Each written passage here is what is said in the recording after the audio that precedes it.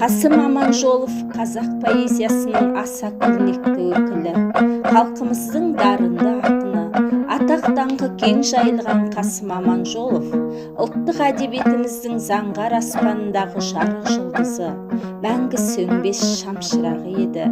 Өмірден ерте кеткенмен ол болашақ ұрпаққа мол мұра қалдырды. Бейбіт өмірді, қан майданды, туған жер мен ата-ананы, достық пен махаббатты, көңіл күй мен табиғатты биік парасаттылықпен, шынайы сезіммен, зор тебіреніспен жырлады. Қасым Аманжоловтың Дариға сол қыз өлеңі екінші дүниежүзілік соғыстан соң жазылған. Бар жоғы 6 шумақ. Мұндай лирикалық образдар қазақтың аймаңдай ақындарының біразында кездеседі. Бірақ Қасымның осы өлеңі өзіне дейінгі қазақ поэзиясында болмаған құбылыс деп бағаланған. Осы 6 шумақтан тұратын шығармасын ақын шартты түрде 3 бөлімге бөлген. Шағын өлең болса да, асықпай зер салып оқысақ, әр бөлімде соғыстың басы, орта тұсы және соңы классикалық үлгіде суреттеледі. Өңім демеді, түсім демеді, көріп ем ғой бір армандай қызды, бір нәзік сәуле күлімдеп еді, сұрапыл соғыс соқты да бұзды. Сапырды дауыл, тебіренді теңіз, тулады толқын, шайқалды шыңғыз, қып-қызыл өрттің ішінде жүрміз. Қайда екен қайда, Дариға сол қыз. Оқ тиді келіп, қайратым кеміп, барамын сөніп, келмейді өлгім.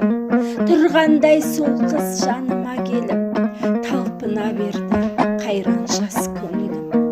Барамын сөніп, жұтарма мені мына сұм соғыс. Арманым бар ма, өлсем бір көріп, қайда екен қайда, Дариға сол қыз.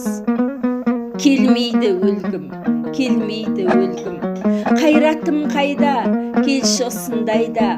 Дедім де тұрдым, жүгіре бердім, қолымда найза шағылып айға. Жеңдік қой жауды, арман не құрбым, күркіреп күндей өтті ғой соғыс. Келемін қайтып, өлеңімді айтып, қайда екен қайда, Дариға сол қыз. Қасым мәңгілік, халқы бар жерде Қасым бар. Оның өлеңдері әлі талай жүректерді жаулап, тілектерді баулып қанаттандырады. Нағыз өлең, нағыз жыр періштенің үні десек, соның бір мысалы Қасым. Уақыт өткен сайын биіктеп асқақтайды, құпия сыры одан сайын көрініп айқындалады.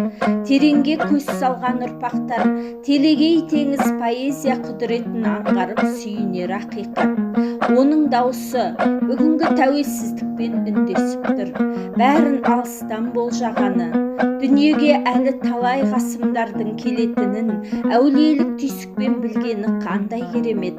Нағыз ақынды еш нәрсе тұсамайды, тұншықтыра да алмайтыны ақиқат. Қасым поэзиясы майданнан соққан жаңа леп сияқты. Алыста отырып, соғыстың өзін көргендей боласың деп Ғабит Мүсірепов айтқандай, Қасым поэзиясы мәңгілік.